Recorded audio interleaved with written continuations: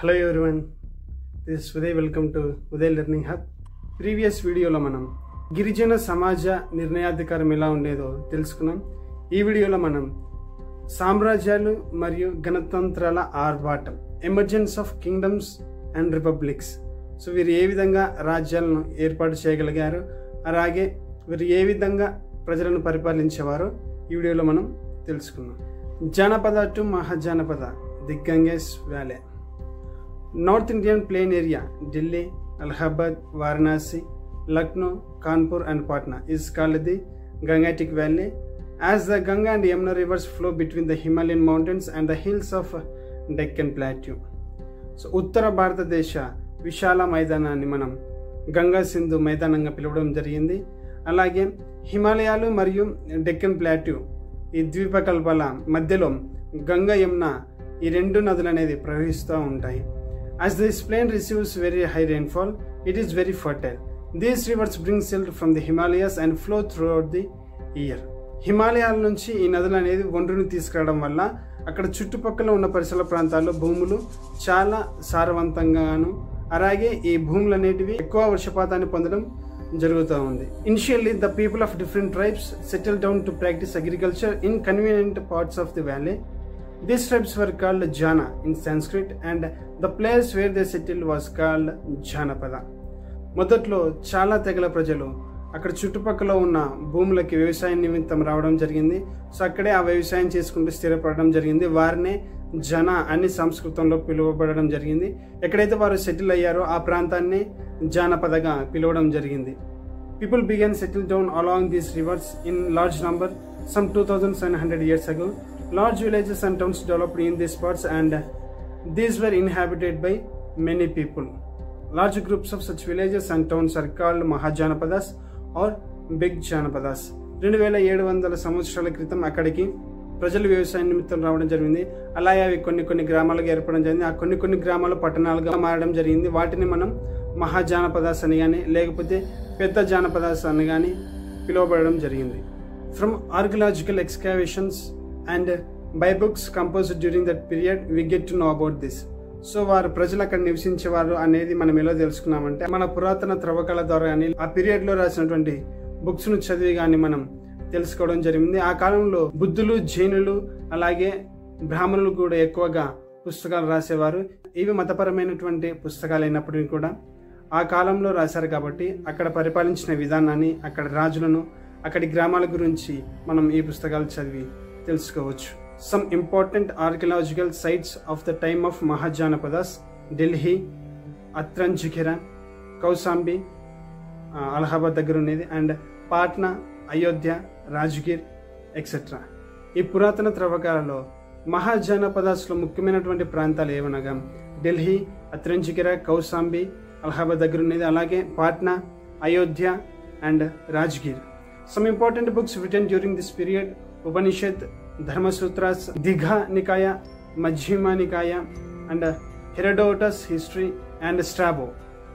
ఆ కాలంలో రాసినటువంటి ముఖ్యమైన పుస్తకాలు ఏవనగా ఉపనిషత్తులు, ధర్మసూత్రాలు, దిఘానికాయ, మజ్జిహిమనికాయ, అలాగే హెరోడోటస్ చరిత్ర, అలాగే స్ట్రాబో. సో ఇవన్నీ కూడా ఆ కాలంలో రాసినటువంటి ముఖ్యమైన పుస్తకాలు. Villages in the times of Mahajanapadas. మహాజనపదాస్లో గ్రామాలు. Agriculture was managed by landowners called Grihapatis or Gahapatis, who usually worked along with their family members on the fields, but they also employed dasas or slaves who were probably captured in wars and sold to farmers, and workers, brutukas, or who worked on their fields and homes in return for wages. So ఆ కాలంలో ఎక్కువ భూమి కలిగి ఉన్నవారిని గృహపతి అలాగే గహపతిగా పిలువబడడం జరిగింది.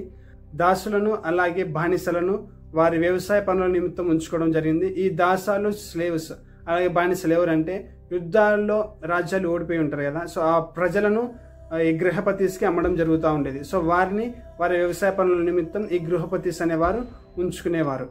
And బృతుకాస్ ఎవరు అంటే వ్యవసాయ పనుల నిమిత్తము మరియు అలాగే ఇంటి పని నిమిత్తము, ఈ రెండు పనులకు కూడా ఈ బృతుకాస్ని ఉపయోగించుకునేవారు. ఆ పనులు చేసినందుకు గాను వారు కొద్దిగా జీతాలు ఇచ్చేవారు. The largest landowner became the headman of the village. He was the leader of the village like the Gondapantlam, and he was also used by the king to collect taxes from other villages. He also acted as the judge and sometimes as policeman to maintain law and order in the village. ఎక్కువ భూమి కలిగి ఉన్న వారే ఆ గ్రామానికి పెద్దగా నిలిచేవారు. ప్రజల దగ్గర నుంచి, అదే గ్రామ ప్రజల దగ్గర నుంచి ట్యాక్సెస్, పన్నులు అనేటివి వసూలు చేసుకోవడం జరిగింది. కొన్నిసార్లు వీరు పోలీస్ అధికారిగా అలాగే న్యాయమూర్తిగా కొన్ని సమస్యల నిమిత్తం వ్యవహరించేవారు. In most of the villages there were craft persons like blacksmith, potters, carpenters, weavers. Probably the Grahapatis gave them grains in return for their products.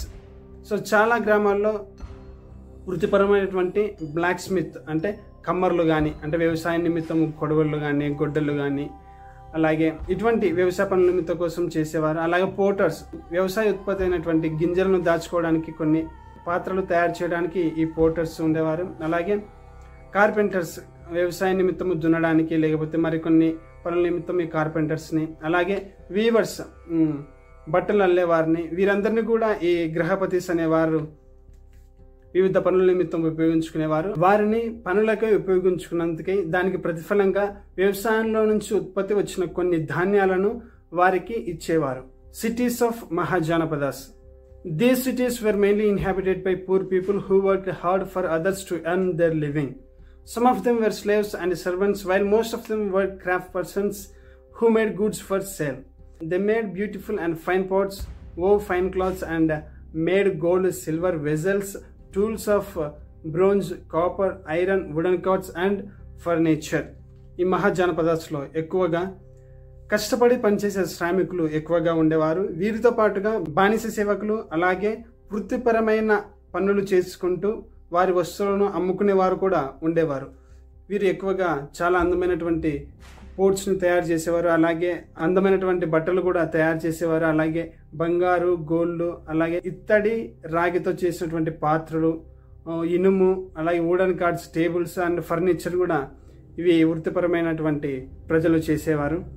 There were also innumerable kinds of professional like soldiers, accountants, masons, horse trainers, sweepers, water carriers, wood and ivory carvers. While only a little of these articles like pots, bricks, iron and copper objects have come up in excavations. ఈ మహాజనపదాస్లో soldiers, అలాగే accountants, Mason's, తాప పనివారు, అలాగే horse trainers, గుర్రాలకు శిక్షణ ఇచ్చేవారు, అలాగే sweepers, ఊడ్చేవాళ్ళు, water carriers, నీటిని మోసుకునేవారు, అలాగే వుడ్ అండ్ ఇవోరీ క్యారియర్స్, కల్ప పనివారు. సో ఈ విధమైనటువంటి వివిధ రకాలైనటువంటి వృత్తి పనివారు ఈ మహాజనపదాస్లో నివసించేవారు.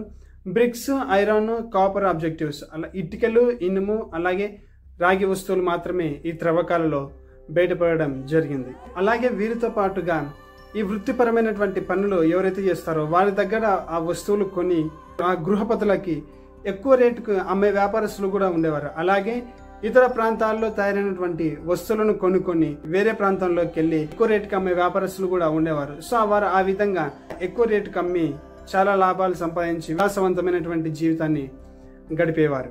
Kings, army and taxes. Most of Janapadas were ruled by kings. These kings had an army of their own to ensure that people followed their orders and no other king would attack their kingdom.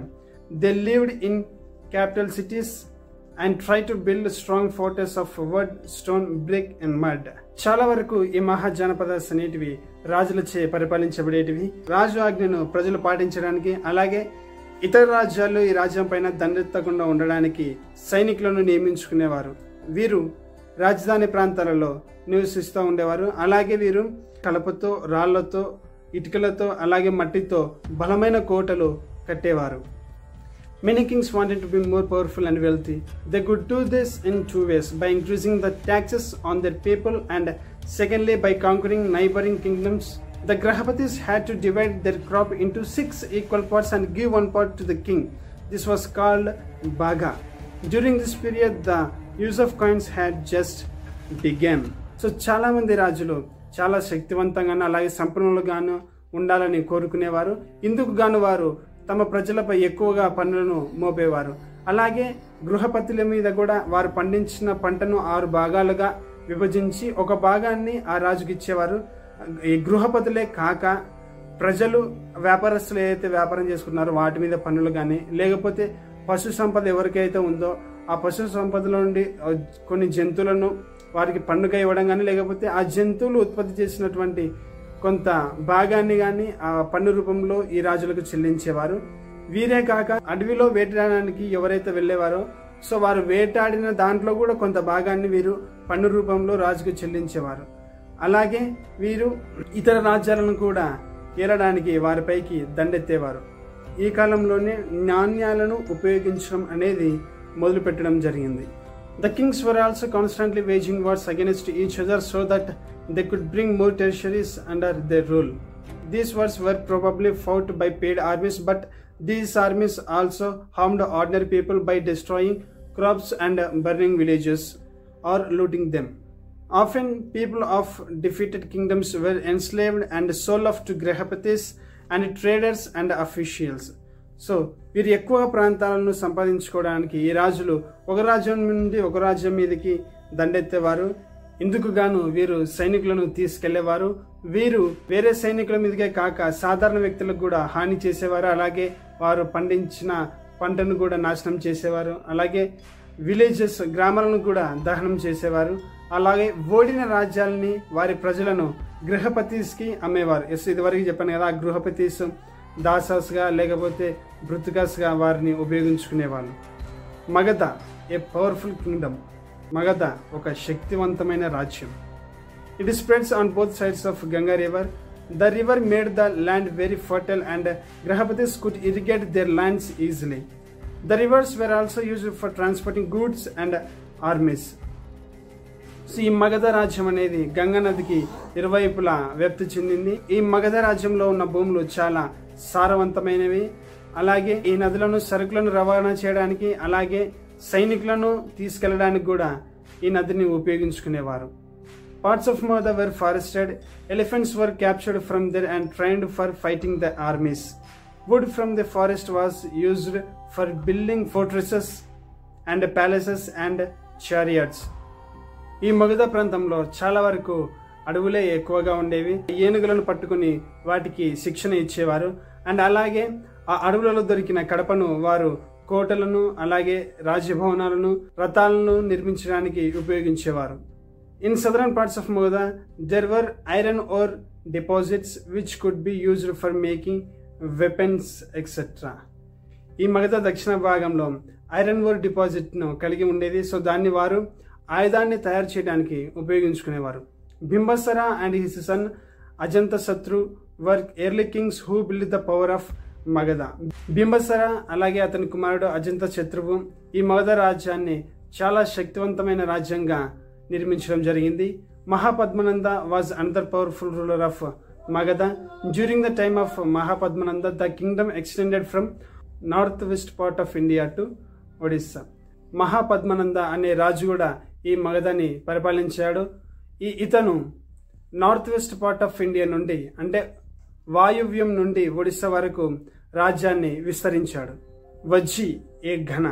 The Vajji mahajanapada was to the north of Magadha. It had a gana form of government. In a gana there is no single ruler but group of rulers. Sometimes even thousands of men ruled together and each of them called themselves a raja. ఈ వజ్జి మహాజనపద మగధకు దక్షిణ దిక్కుగా ఉండేది. So ఇది గణతంత్ర ప్రభుత్వం. అంటే ఈ వజ్జి ప్రాంతాన్ని ఒకే రాజు పరిపాలించడు, లేకపోతే సమ్ గ్రూప్ ఆఫ్ రూలర్స్ కొంతమంది పరిపాలనాధికారులు కలిసి ఈ ప్రాంతాన్ని పరిపాలించేవారు. కొన్నిసార్లు వేల మంది ప్రజలు కలిసి కూడా నిర్ణయం తీసుకొని ఈ వజ్జి మహాజనపద అనే ప్రాంతాన్ని పరిపాలించేవారు. సో వారు అలా పరిపాలిస్తున్నందుకు ఒకరినొకరు రాజా అని పిలుచుకునేవారు. Buddha, Mahavir belonging to Ganas and became famous teachers respected in all the Mahajanapadas. Even though the kings tried to conquer the Ganas, they remained active for more than 1500 years. ఈ బుద్ధ, మహావీర ఈ గానా ప్రాంతానికి చెందినవారు. వీరిని మహాజనపదాస్లో ఉన్నటువంటి ప్రజలందరూ కూడా ఎక్కువగా గౌరవించేవారు. సో ఈ గానా ప్రాంతాన్ని చాలా మంది రాజులు కైవసం చేసుకోవడానికి ప్రయత్నించినప్పటికీ కూడా ఈ వజ్జి మహాజనపద అనే ప్రాంతం 1500 సంవత్సరాల దాకా ఎవ్వరూ కూడా దాన్ని ఆక్రమించలేకపోయారు.